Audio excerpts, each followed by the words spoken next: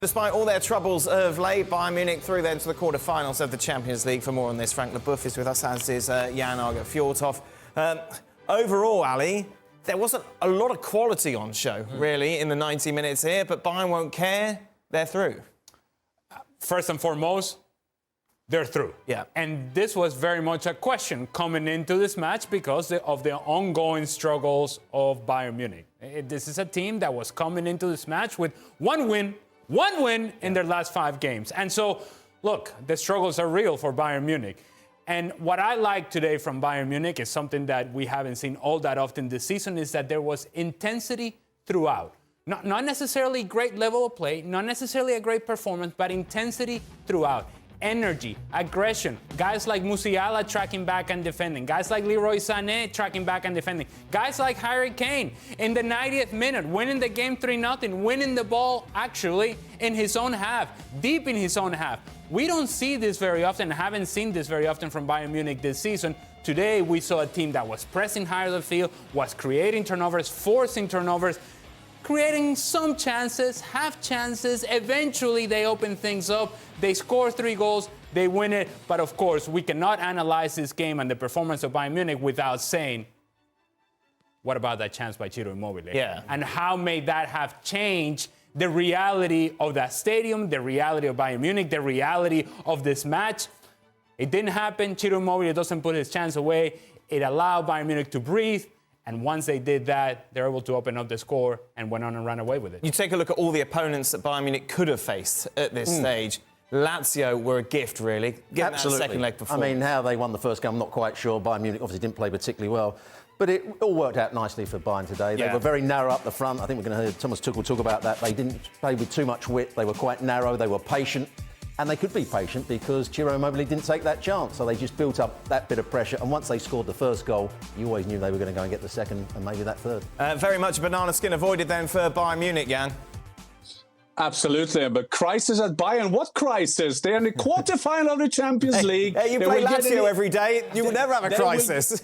They will get an easy draw in the next round. They will get a winner between PSV Eindhoven and Dortmund. They are in the semi-final, and Tuchel will win the Champions League again. But yes, it's like the William Shakespeare said, it's to be or not to be today for Tuchel, and he saved his position. If he had lost today, if Immobile, like the boys are talking about, that chance would be taken and they were knocked out, he would have lost his job. But with an Harry Kane in form, always scoring the goals, and De Ligt, that was the inner Marco van Basten, wasn't it? In the same city that Van Basten did in 1988 with his volley there. But I like the way Bayern tried today, because now they've been criticized for not playing for the coach, not having the intensity. There was a smile and everything with Tuchel today. So this was a great win for them. And like I said, he's in the quarterfinal. At least he's got a job guarantee now till the quarterfinal. I think there were some good performances today. I also will add Thomas Müller was always there, was always involved. What he did on the first goal there, reaching the ball, heading the ball back to Guerreiro, that was a second great class it was. It was very solid today, like the whole team, I would say. They were very disciplined. They worked hard. As Ali said, you know, they worked also when they didn't have the ball, and especially the 3 at front. So it was a very good performance for Bayern Munich, and I was very surprised because I don't really follow the Bundesliga, and I only listen to what people are saying about the big mess, the big crisis in Bayern Munich tonight. They were there, they worked together, and it was a great performance for them. Yeah. All I'm hearing is they tried. Great. Well done. That's your job. If you're Manchester City, if you're Arsenal, Real Madrid, you're not looking at Bayern Munich and worrying at all, are you?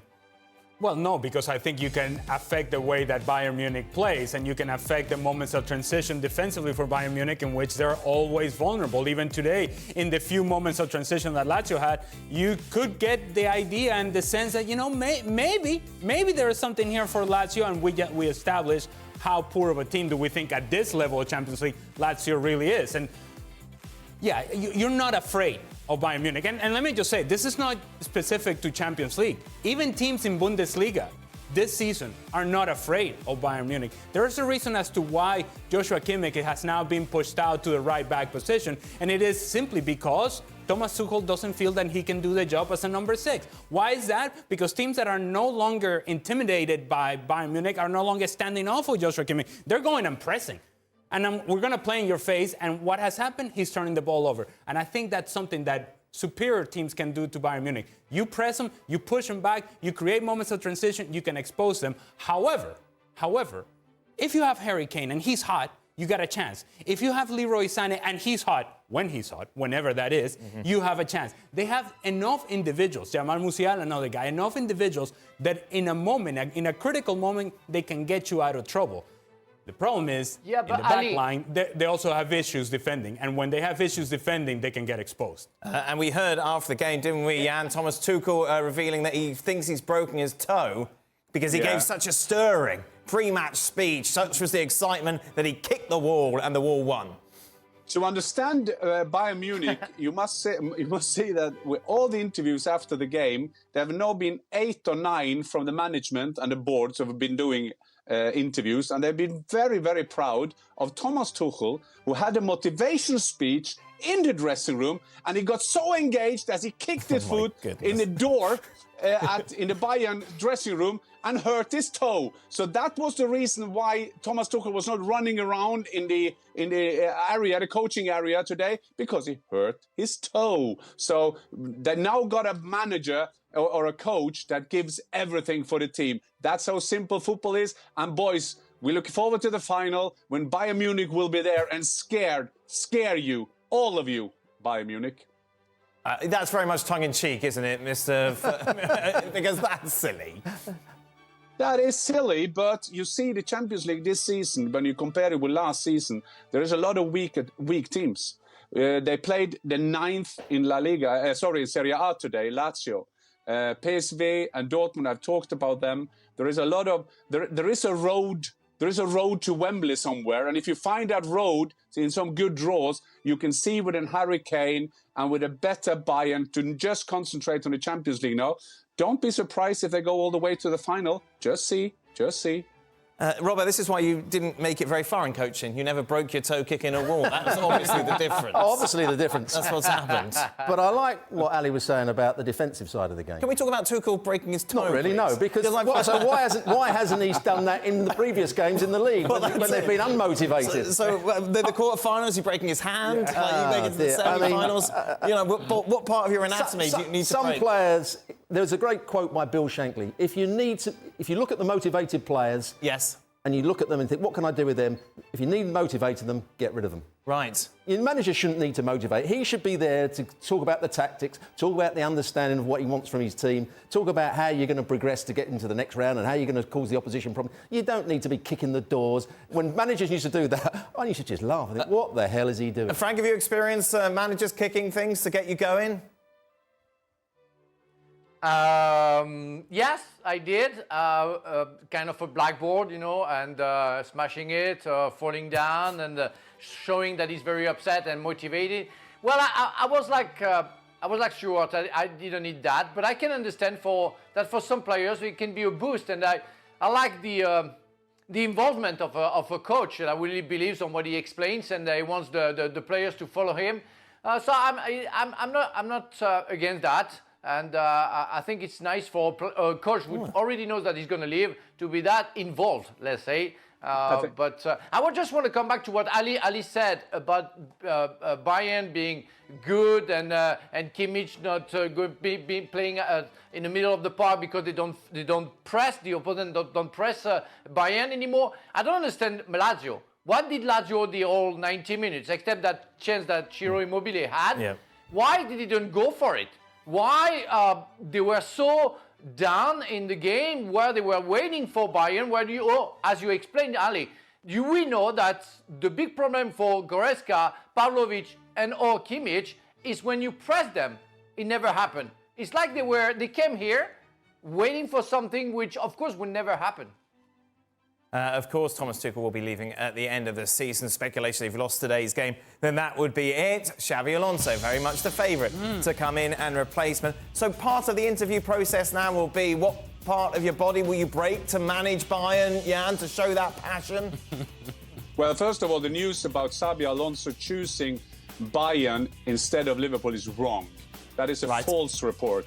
Xabi Alonso is smart enough to say nothing. He's the only one in this process saying nothing. Klopp won't be the new manager this summer. That is for 100% sure. He will take a year out. But Xabi Alonso, the most likely thing with Xabi Alonso now is that he will stay at Leverkusen. I'm not saying he will do that, but it's just the most probable thing that will happen now. And we have to know that in 2025, the Real Madrid job will be ready as well.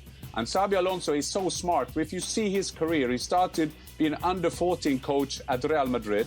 Then he went to Sociedad, played a second team then. So there is a lot of coaches going too early to big clubs. And Xabi Alonso will sit down and he will analyze and see where can I do something. Will he go to after Klopp? Whoever will come after Klopp will be tough. Going to Bayern with FC Hollywood, is that the right thing now? Because together with Max Eberl and Christoph Freund, you have to build a new team, a new culture, a new identity, and you are with the reigning champion Leverkusen going into the Champions League. So for the moment, most likely that Xabi Alonso will stay at Bayer Leverkusen. You manipulating the odds, because there's one anomaly when you take a look at that list, and that's your boy Solskjaer. How come he's so short? How come he's linked to this job, Jan?